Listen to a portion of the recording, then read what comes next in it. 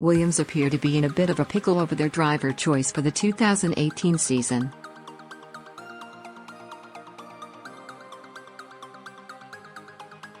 The clear plan was for Robert Kubica to make a fairy tale comeback 7 years after the rally accident that left him with life-changing injuries and partner Canadian Lance Stroll, who is under contract.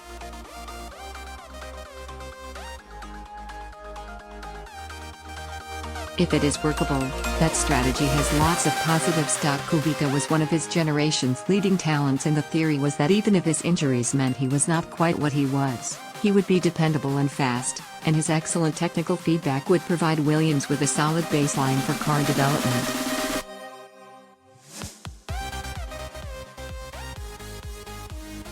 On top of that, a man returning 7 years after an accident that nearly killed him and with only partial movement in his right arm is a great story to tell that would mean lots of positive exposure.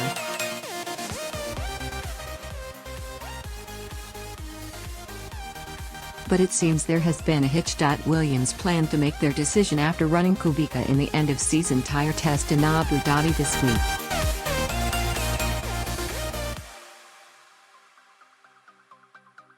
But his performance was inconclusive, and now Williams are saying they want to take their time, analyze all the data and carefully look at all their options before making a decision.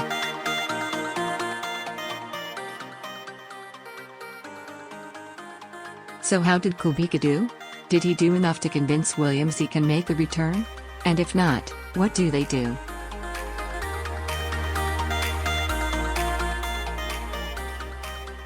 Kubica's performance in the test. It is very hard for outsiders to be definitive about pace from testing times.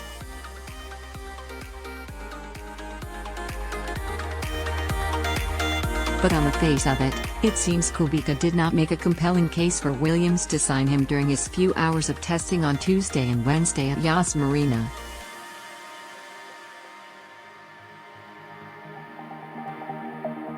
The 32-year-old's fastest lap was a time of 1 minute 39.485 seconds. That's 0.9 seconds slower than lead Williams driver Felipe Massa managed in qualifying at the Grand Prix 4 days before, despite Kubica being on softer tires.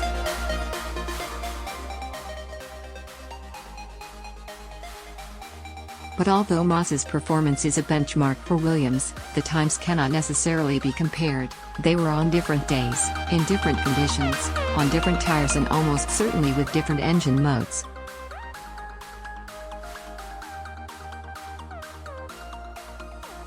Kubica was 0.1 seconds faster than Stroll had been the previous day on the same tires, but the Canadian was a second off Massa's pace throughout the Abu Dhabi race weekend.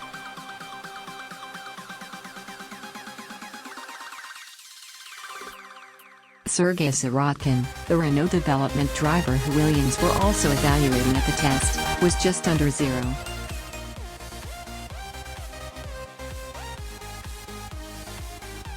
"5 seconds slower than Kubica on the same day. But he was running in hotter, and therefore slower, conditions and using the soft tire while Kubica was on the new Hyper Soft, and there is about a 2-second offset in the tires."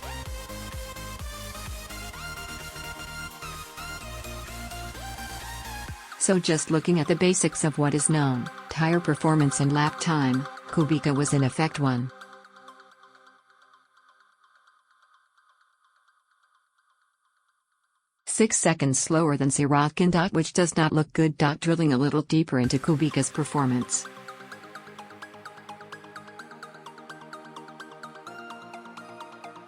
Kubica's fastest lap was set on a 3-lap qualifying style run just before 1800 local time.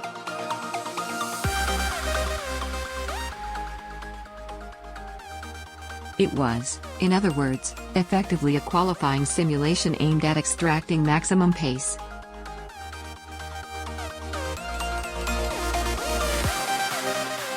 But Williams will not reveal the fuel load, so that's a variable, and it's not known how good a lap it was from the driver. Did he make a mistake? Did he get the best out of Pirelli's notoriously difficult tires, etc.?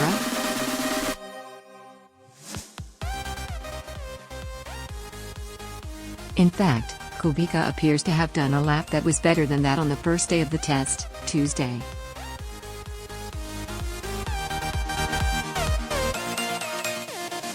Then, he set a 1:41.296 on soft tires on a 5-lap run. Correct that for the tire offset. Calculate what it would have been had he used the hypersofts, and the minimum amount of fuel he must have had to complete the run, and it compares to a 1:39.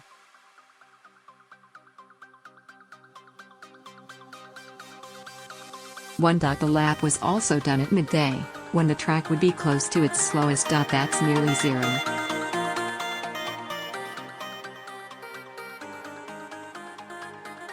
.5 seconds quicker than Stroll did on the same day. But still 1.3 seconds off Sirotkin's corrected best on Wednesday, which was also done in the middle of the day.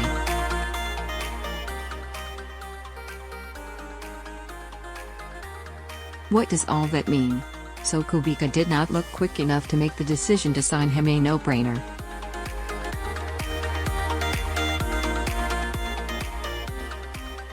Complicating matters, the test programs involve many variables in the car, such as engine mode, cooling specification and so on.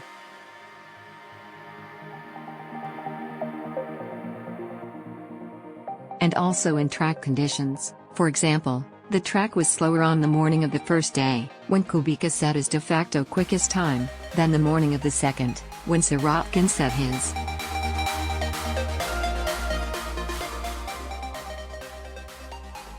All of which is an illustration of how difficult it is going to be for Williams to make a definitive judgment on Kubica's pace and potential.